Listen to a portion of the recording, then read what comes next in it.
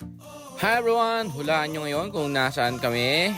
Yes! Nandito kami ngayon sa Baguio at Camp 3. Pero bago kami dumiretso sa town ay dumaan muna kami sa tita ng aming kasama na si Cool dito sa Camp 3. Ayan. So, Cannon Road.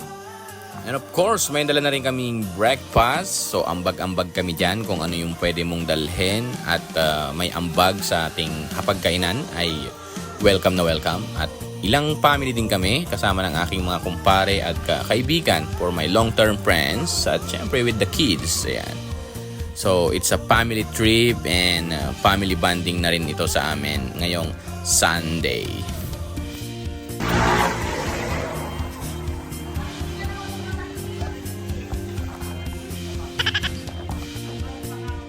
Finally, nandito na kami sa Dragon Treasure. Ito yung pinakabago yata na pasyalan dito sa Baguio City. At inumaga na nga kami pero marami na ring tao na nauna dito sa amin. So, sightseeing muna tayo at tignan natin kung 100% ay operational na ba ito. So, talagang napakaraming tao dito, especially this Sunday. Ayan, kung makikita nyo yung structure, may mga, ayun, kilala nyo ba yon yung si Dwayne Johnson at meron pang flag ng UK.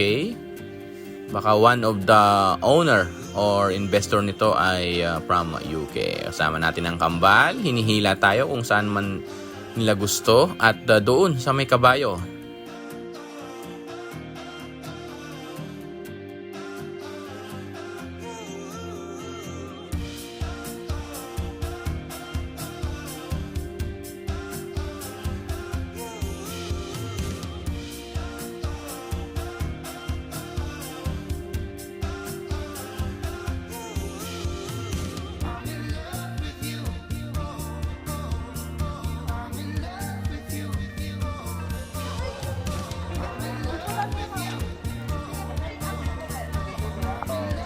Sa kabayo? Oh! Anong ingis sa kabayo? Sige.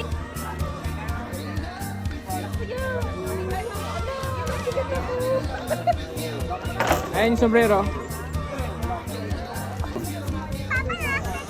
Thank you boy, thank you. Gawa ka lang. Ito lang, nakasakay. Hi! Caballero. Caballero Azul. SDK. Ma'am, picture sila. Bakit sila? Pasyal tayo.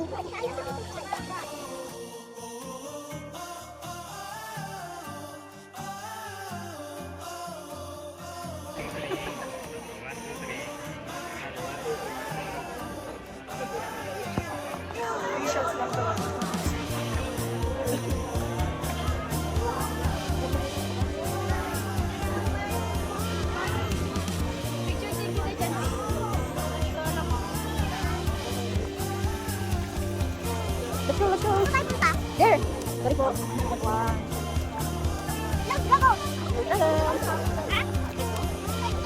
Taas. Ano meron dito?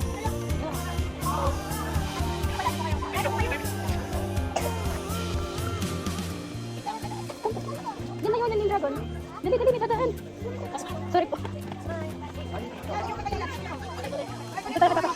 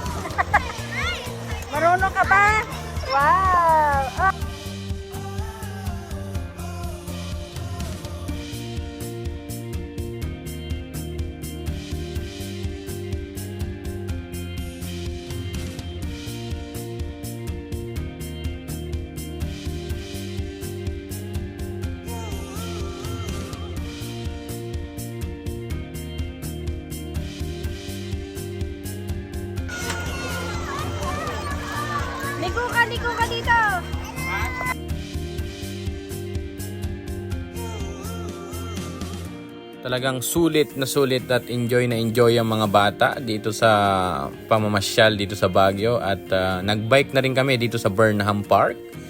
And of course, nire-renovate pa yung pinaka-water dun sa gitna ng Burnham Park. So, babalik na lang tayo siguro by February or sa Panagbenga. So, yan. Sulit na sulit ang araw na ito.